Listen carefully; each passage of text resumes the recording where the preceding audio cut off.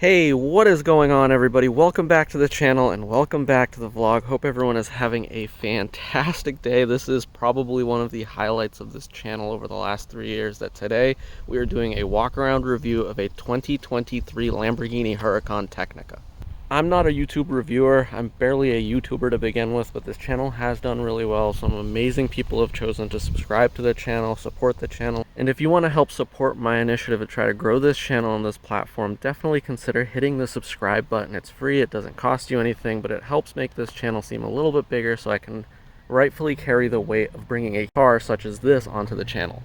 And it's incredible the cascade effect that the smallest things in life can bring to you. So I started this YouTube channel 3 years ago, and that led me into buying a Ford Raptor. The Raptor eventually became the TRX, and the TRX I joined the Ram TRX forum, where I met an individual that's now become one of my closest friends and a mentor to me that showed me a completely different perspective on life. And I have to give a huge shout out to him. I don't think he wants to be named, or I don't know if he wants to be named, but a huge thanks to the owner of this vehicle for giving me the opportunity to bring this car onto the channel today.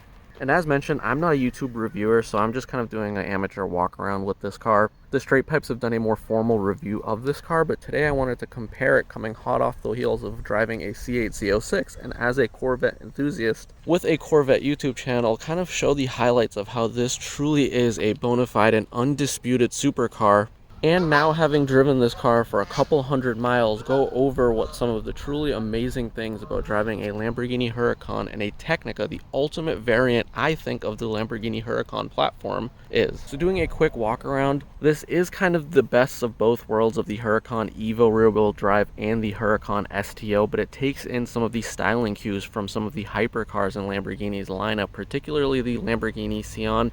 That's where this front end is kind of inspired from. And given how unique this car is, you can kind of pick up an early model Technica versus a later model, because the gloss black is for early model production Technicas, and the latter portion of production got matte black accents because of parts constraints. But the overall presence of this car and the front end truly are gorgeous. It's sculpted to near perfection, and the best way to tell the greatness of a car is put it next to an older model year, and if it immediately dates a predecessor of its own self. I guess what I'm trying to get as is, if you put a 580 or a 640-10 or a Performante next to this car versus those cars next to an Evo, this car immediately date stamps the other vehicles as older, just because of how aggressive and beautiful this car is. You have these massive air ducts that provide cooling not only to the motor but also to the brakes, which is just something you'd expect with the performance that comes with Lamborghini and the engineering that goes behind it. The side profile of this car, very deep diving nose, but at the same time when you're driving it, it doesn't take long to get accustomed to how driver-centric this car is and how good you feel driving inside of it.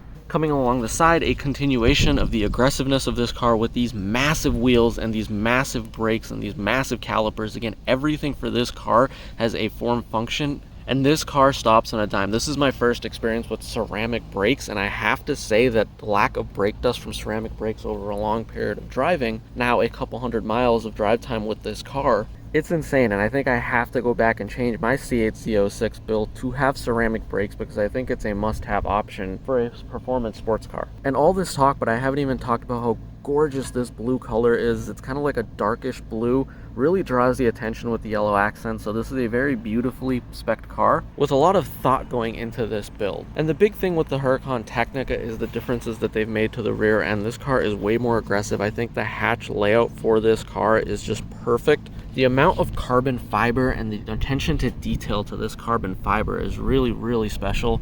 And honestly, the ability to see the motor the way that you do through this glass, instead of a continuous hatch in which you can only see a small portion of the motor through a small window, you can actually see a large portion of the engine through this clear hatch cover that's wrapped beautifully in a carbon fiber surround. And overall, again, Lamborghini is known for aggressive styling, so when you come around the back, there's just so much going on into this back end, but it all kind of ties into perfection. You have this big wing in the back, but it's also not like obnoxious like the STO, so it serves a function while blending with this kind of mix of aggressive and subdued styling cues. You have massive outlets for heat over here that channel aero through the side of the car and out the back, cooling the motor, as well as I'm sure has some aggressive downforce impacts. I've never seen a car with such an aggressive rear bumper layout where I've driven behind this car and it kicks up rocks like you would never even believe. But again, it's all very aggressive, very well sculpted, and just the angles of this rear end are near perfection.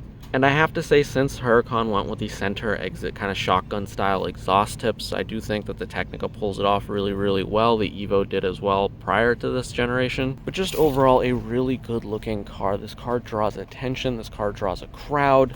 And it's not just on the outside. The theatrics of this car and the attention that this car and this brand pulls is truly second to none.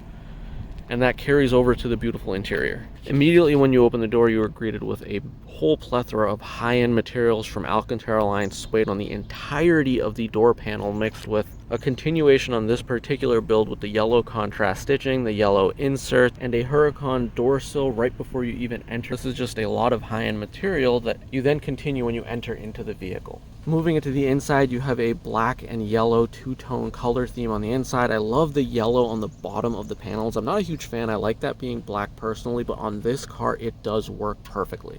These are a expensive option for the carbon fiber bucket sport seats. They're actually pretty comfortable after a couple hundred miles. My back didn't hurt. I felt like I was driving a nice luxury car. So again, Lamborghini does a great job of blending form with function. But the one thing I immediately noticed getting into this car is how far away you are from the bottom of the windshield. I mean, I couldn't even imagine trying to wash this windshield and this interior, but you feel in control. You feel when you're driving this car that the car and you are one with the road. It's a weird feeling to explain. It's something the Corvette never truly made me feel, but the confidence that this car inspires is truly incredible. So now getting into the Lamborghini Huracan Technica, very low riding car. But once you get in here, it's actually surprisingly comfortable. It's surprisingly functional. Takes a little while getting used to the infotainment system. Everything kind of like the buttons are more Italian, where the opposite direction is up and down. I think this is so cool, having the button in the center stack. Let's turn on the car. We'll drop it into sport mode. I do not have my gimbal with me, so this is the most sound you're going to be able to get.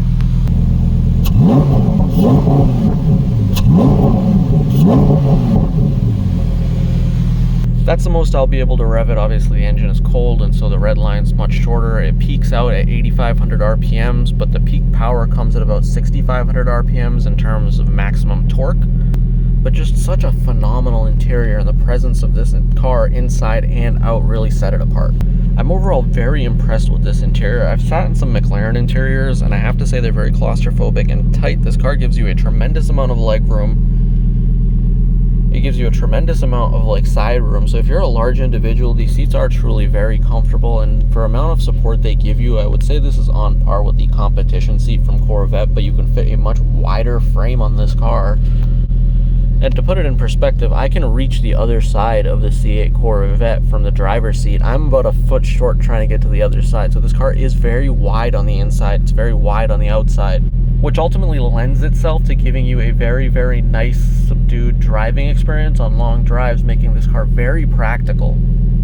And I know I have said this over the last couple of months that I need to get a better setup for doing driving reviews of cars. I'm not going to be able to drive this car and just share my verbal feedback of having driven it for a few hundred miles. The top end pull of this car is incredible. Absolutely crazy, absolutely just second to none. I've raced this car against a C8 Z06, and I'll share some of the results of that shortly here, but specifically this car, it just blows anything that I've ever driven out of the water on the top end. And I think that's where the Lamborghini with the naturally aspirated 640 horsepower V10 kind of shines.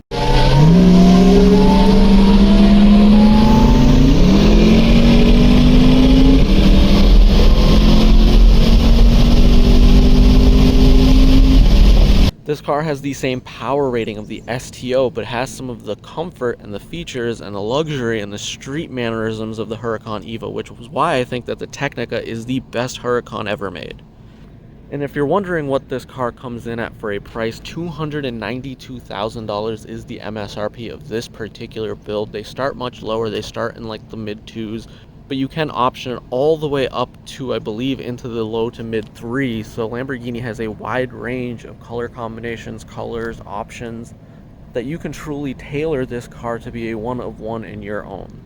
And so being a Corvette channel, I know a lot of Lambo guys are going to give me hate for even remotely comparing this to a C8 Z06, but I think they're going to like my true and genuine opinion and feedback that despite being a Corvette enthusiast, this car truly sets itself far apart from the C8 Z06 even, let alone the C8 Stingray. And as it should. I think anytime you quantify a comparison by saying, well, for the price, you're kind of defeating the purpose. Taking the car for what it is, taking price aside, the true nature of performance, north of 110, this car will start gapping the C8 Z06 by car lengths. Every tenth of a mile, you're adding a car length. I raced a C8 Z06 from a roll at 40, and we went up to about 140, and by the end of it, I was maybe 2-3 car lengths and pulling very, very fast away from the C8 Z06. And naturally, the C8 Z06 is not a top-end car. It's a car that's meant to be driven on a track. It's a car that's meant to be put into corners, and so the C8 Z06 off the line, for sure, without a doubt, will jump on this car pretty quickly. So if the runway is long enough, this car will comfortably chase it down. And that's the true pinnacle of performance that Lamborghini has built with the Lamborghini Huracan Technica. Now, mind you, the C8 Z06 I reviewed was a $142,000 spec, so quite literally half of what this car is. So hats off to the Corvette engineering team. I think the Z06 is a fantastic car, but this car is special. And when you're driving this car, the attention that this car pulls, the performance, the power, the draw that this car has, the amount of people that turn heads for this. Don't get me wrong, the Stingray and the Z06 turn a lot of heads, and I always thought it was crazy how many people turned and looked at that car, but it's just truly different, the amount of attention that this car is able to pull.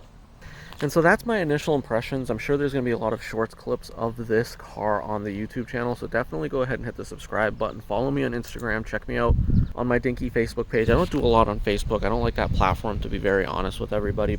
But definitely consider hitting the subscribe button to get more content about Corvettes, more content about supercars. I'm trying to expand the channel very aggressively and bring more cars onto the channel.